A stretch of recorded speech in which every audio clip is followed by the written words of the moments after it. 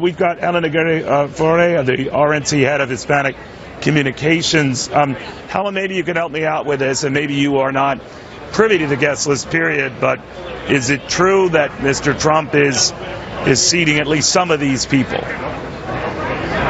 There's no question that Mr. Trump is going to be seating some of these people, and for sure when we look at this list, it says so much about who Mr. Trump is and what it says about his temperament, because when people talk about temperament for leadership, well, many of us look to our Medal of Honor recipients, we look at our retired generals and veterans, and they see someone in Mr. Trump who can lead the nation in times of great stress and duress, and these folks have been out in the battlefield, so they know what it requires, and they see in Mr. Trump the leader that we need to deal with the issues today, and who will call a spade a spade. If it's Islamic terrorism, he'll call it what it is, and that will best prepare him and the military to deal with it in the way that it's proper.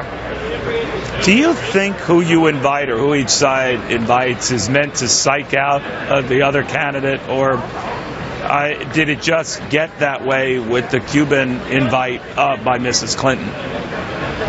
Well, you know, the Democrats are always trying to be less serious and to provoke in any way they can, and it didn't work this time. So they tried to invite Mark Cuban and to try to make a big deal out of it.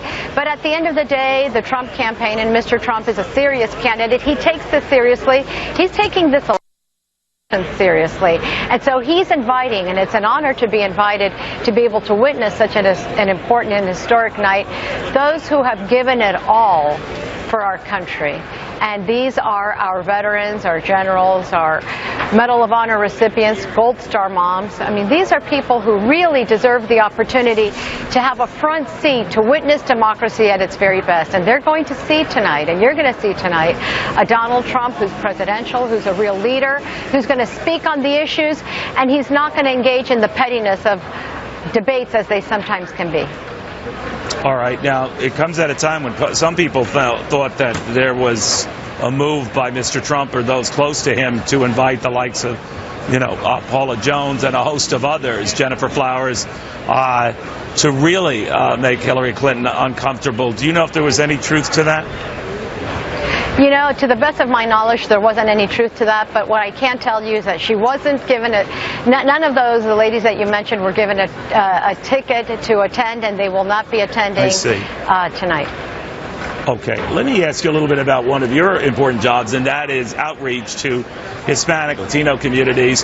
The rap against Mr. Trump, as I'm sure you've heard, is that he is not getting them in the numbers he should. Now, that might be changing. Some of these latest polls, for example, in Pennsylvania, seem to indicate he's making inroads there, but not enough. What do you say? Well, and I'm glad you asked that. You know, there are a couple of things about this campaign that's so important. And one of the things that we see that Mr. Trump is treating all communities like we're all Americans, and that's very important. We are Hispanic, but we are Americans first. And all of the issues that he's been talking about are issues that resonate in our community as well. We care about jobs and the economy. We care about school choice. We care about religious freedom. We care about who's going to be the next nominee to the Supreme Court. What we are going to be seeing in the next few weeks is that you're going to be seeing Mr. Trump reaching out in a very personal way into the communities, and that's going to make a major difference. But the Democrats have taken the Latino, Hispanic vote for granted. They've always pandered, and it's not working, and you see that it's not resonating. And on issues such as immigration reform, Hillary Clinton has flip-flopped on every side of that debate. Hispanics see that. All right. Univision came out with a poll like a week ago, and it shows that there's a little more than 20% of the Hispanic vote that's persuadable. We're after that vote. And you know what? Every vote should be fought for, and we're fighting for each and every one. Fair enough. Helen Aguirre-Ferre, thank you very much, the RNC head of Hispanic Communications.